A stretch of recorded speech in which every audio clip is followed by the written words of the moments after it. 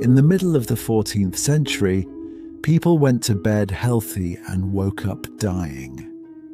A fever would strike without warning. Dark swellings appeared under the arms and along the neck. Within days, sometimes hours, entire families were gone. Church bells rang so often that cities stopped counting the dead. Graveyards overflowed, streets fell silent, and across Europe, a single terrifying question echoed everywhere. Was this the end of the world? What people didn't realize at the time was that they were witnessing the deadliest pandemic in recorded human history, one that would kill up to half of Europe's population and permanently reshape civilization itself.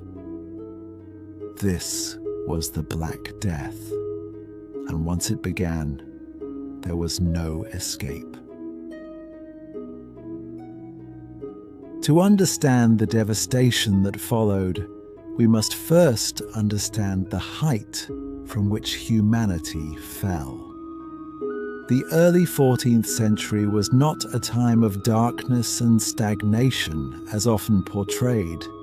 It was the apex of the High Middle Ages, a period of remarkable stability, population explosion, and interconnectedness that Europe had not seen since the Roman Empire.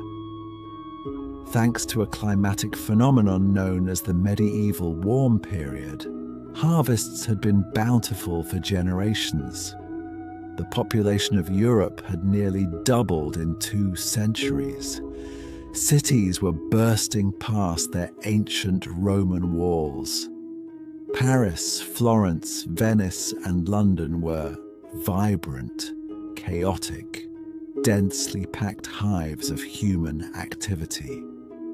The Gothic cathedrals were rising, symbols of a society that felt closer to God and more technologically capable than their ancestors. More importantly, the world was connected. A merchant in Venice could buy silk that traveled the entire length of Asia without ever leaving trade networks secured by the Mongol Empire, the Pax Mongolica. This vast network, the medieval World Wide Web, moved spices, gold, ideas, and technology across continents with unprecedented speed. It was a glorious, bustling, optimistic world. But this interconnectedness was a double-edged sword. The same caravans and ships that brought wealth were about to deliver the greatest catastrophe in human history. The infrastructure for global disaster was perfectly laid out. This society, seemingly so robust, was about to face an enemy it could not see, could not understand, and could not fight.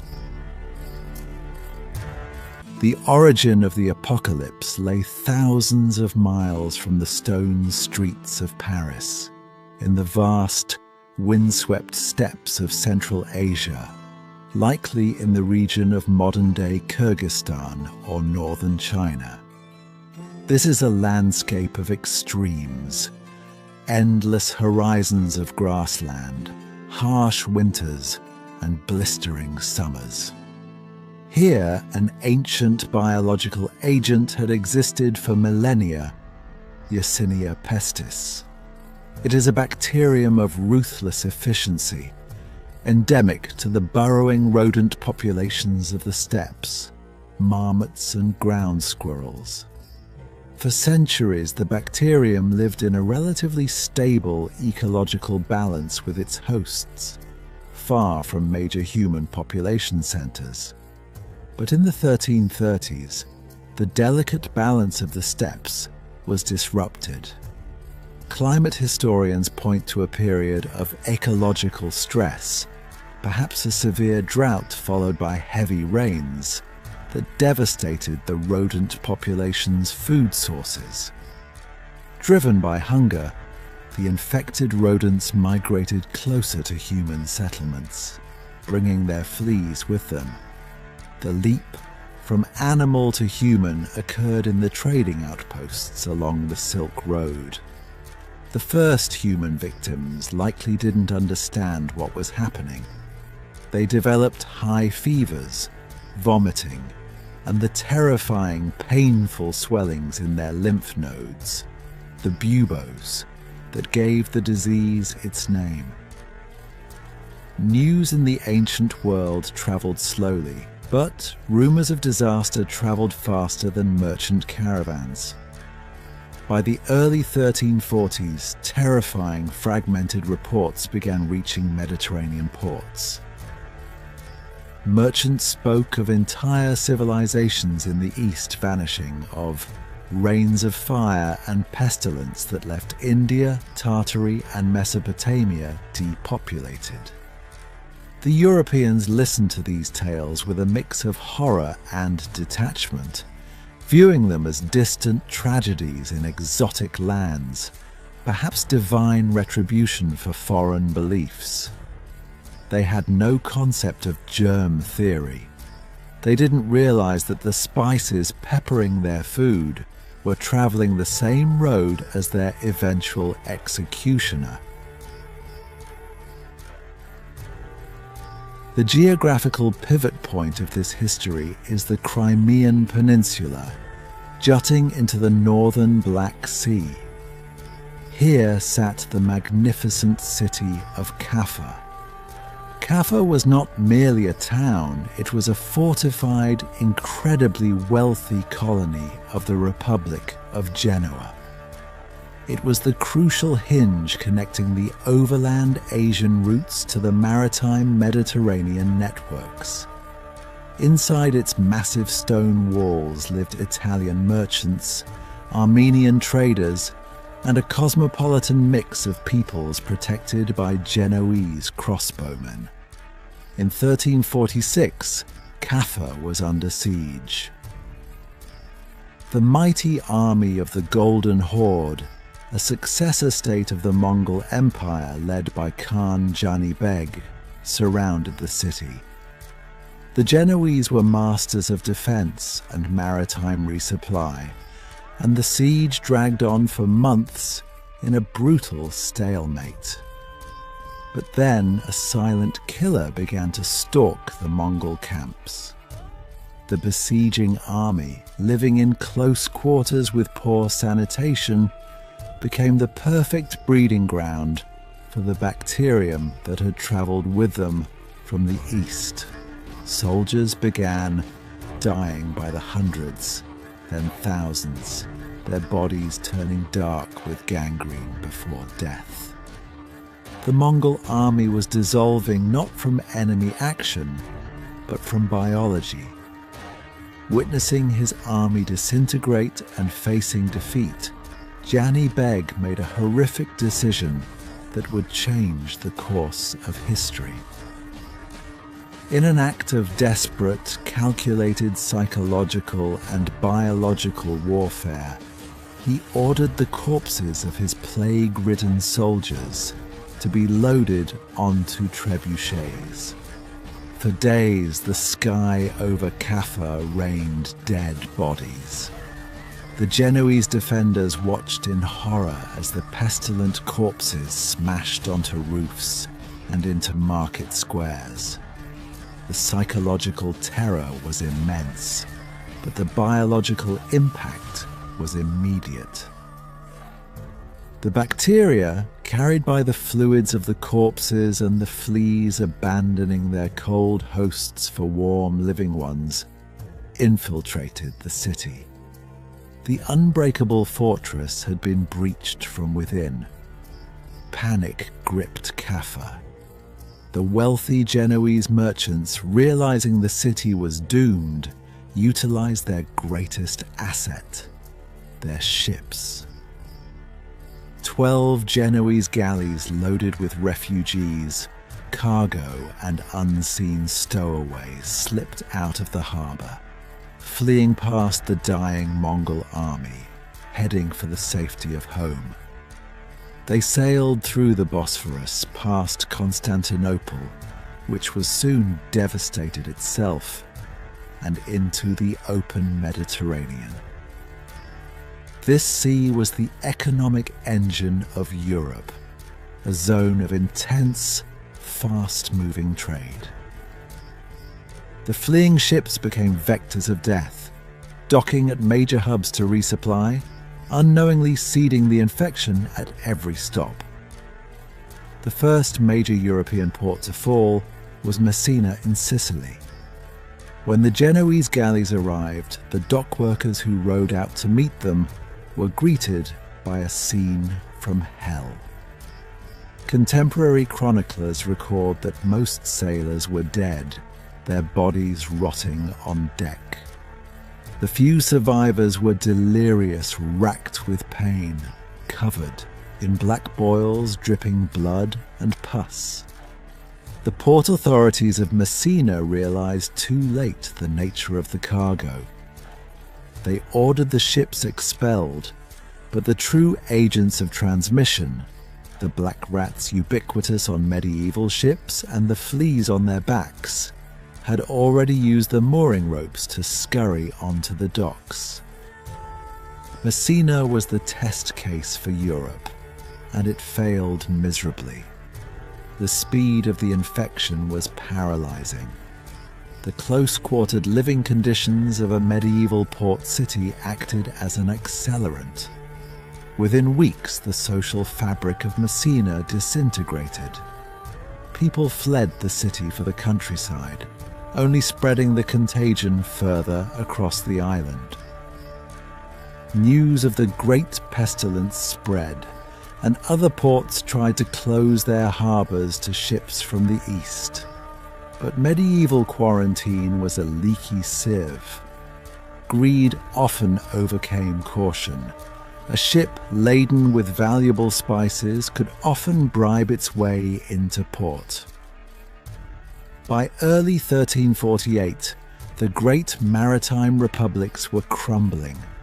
Genoa, the home port of the ships from Caffa, was devastated. Venice, the queen of the Adriatic, faced an existential threat. The Venetians, the most pragmatic of merchants, eventually developed the concept of the lazaretto, islands in the lagoon designated as quarantine zones, where arriving ships and crews had to wait 40 days, 40 giorni, before entering the city. It was a pioneering public health measure, but for the first wave, it was too little, too late. The gondolas of Venice became funeral barges, piling bodies high as they navigated the silent canals. From the Italian ports, the disease moved west to Marseille, the great gateway to France, and crossed the Adriatic to Dubrovnik. The coastal perimeter of Europe was breached. Now the disease turned inland. As the plague moved away from the coasts, following river barges along the Rhone and carts along Roman roads, it encountered the dense heart of medieval Europe. Cities like Paris, Florence, London, and Barcelona were walled enclosures of winding, narrow alleys, multi-story timber houses that blocked out the sun, and open sewers running down the center of streets. They were incredibly vibrant, rich places, but hygienically they were tinderboxes waiting for a spark. When the plague hit a major metropolis, it didn't just kill people, it killed the city itself as a functioning organism. We must understand the terror of facing this without modern science. The best minds of the 14th century, the doctors of the University of Paris, were baffled. Their framework was not germ theory, but the ancient Greek theory of humours and miasma. They believed the air itself had been corrupted, perhaps by a specific planetary alignment of Saturn, Jupiter and Mars in 1345 that released noxious vapours from the Earth. Doctors advised people not to bathe, as it opened the pores to corrupted air. They burned aromatic woods like juniper and rosemary in street corners to combat the smell of death. They bled patients already weakened by the disease. They lanced the buboes, which only spread the septicemic infection faster. Every rational attempt to stop the disease only seemed to feed it. The realization that their best knowledge was useless created a profound psychological crisis. The Italian writer Giovanni Boccaccio, who witnessed the devastation of Florence, a city that lost perhaps 60% of its population, left us chilling accounts of the social collapse. The terror of contagion was so great that the most sacred bonds of humanity were severed. Boccaccio wrote of fathers abandoning sons, wives leaving husbands to die alone in their beds. The sick were walled up in their homes. The intricate machinery of medieval life stopped. Laws were ignored because there were no magistrates to enforce them. Courts closed. Bakeries stopped baking. The sounds of a busy city, carts, shouting merchants, construction, were replaced by a heavy, oppressive silence, broken only by the constant tolling of church bells until the ringers themselves died, or authorities banned the bells to stop spreading panic. The dead piled up faster than they could be buried. The consecrated ground of churchyards became full, leading to the digging of massive plague pits, trenches where bodies were stacked like cordwood, layer upon layer, covered with a thin dusting of soil.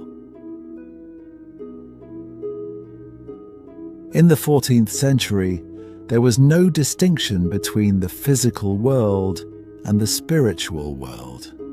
An event of this magnitude could only be interpreted as direct divine chastisement, God punishing humanity for its manifold sins of greed, pride, and corruption. The Church, the bedrock of medieval life, faced an impossible test.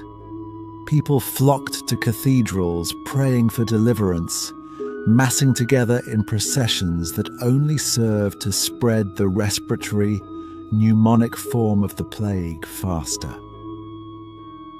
When prayers failed and priests died just as quickly as sinners, a desperate, radical piety emerged. The flagellant movement swept across northern Europe.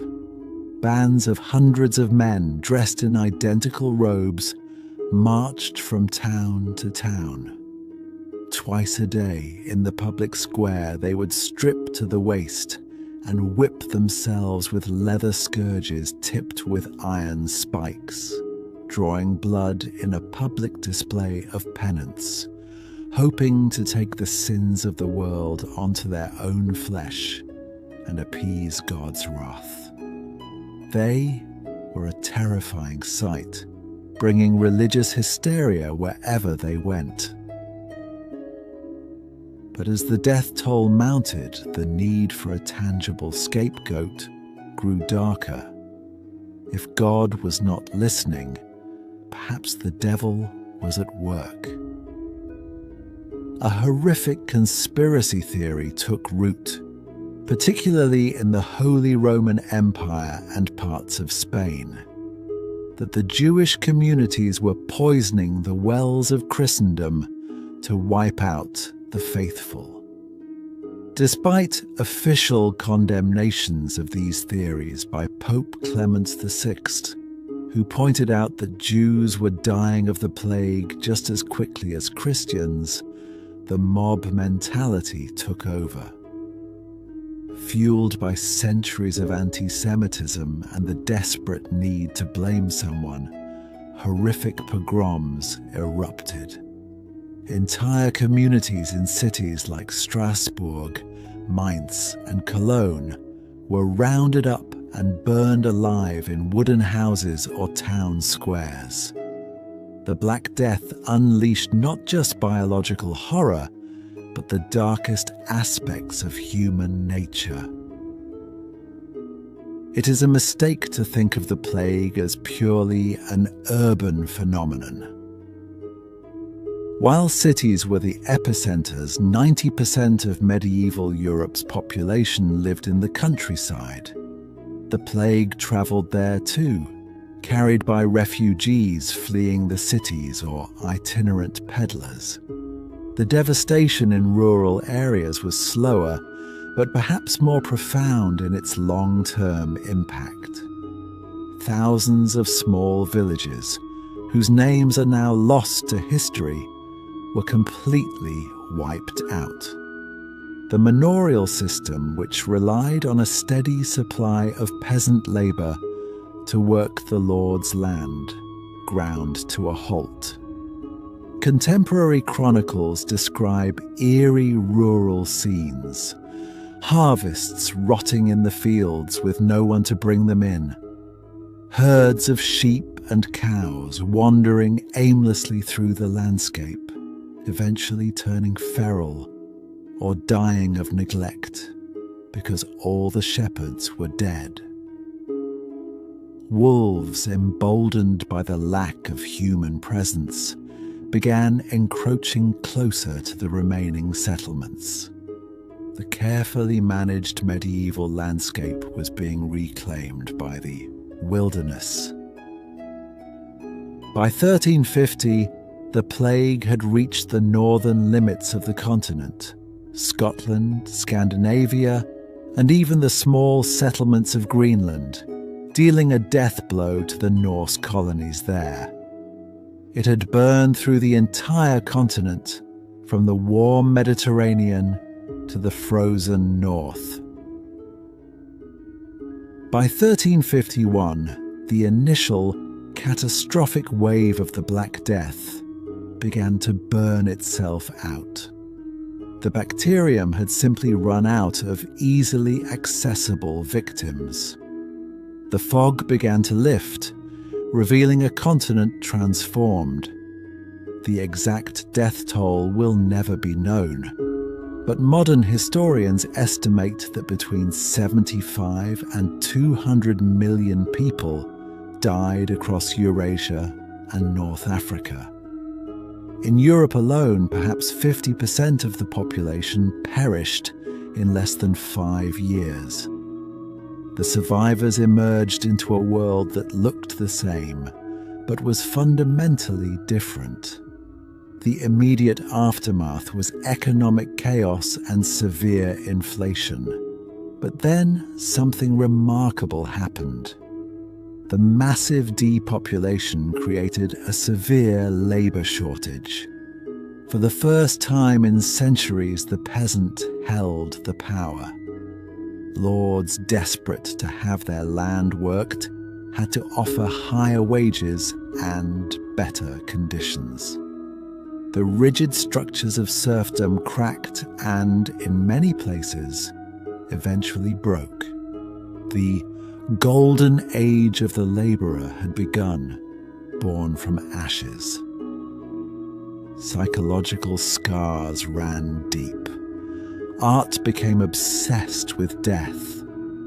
The danse macabre, the dance of death, became a popular motif, showing skeletons dancing kings, popes, and peasants alike to the grave, a stark reminder that death was the ultimate equalizer. The Black Death was the greatest trauma Western civilization ever endured. It shattered the optimism of the High Middle Ages and proved the fragility of human systems against the power of nature.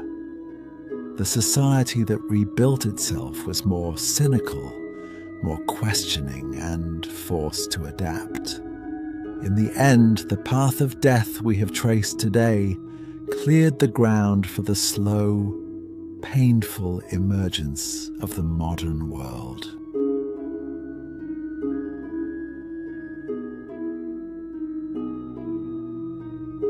For centuries, the Black Death was treated as a distant, medieval nightmare.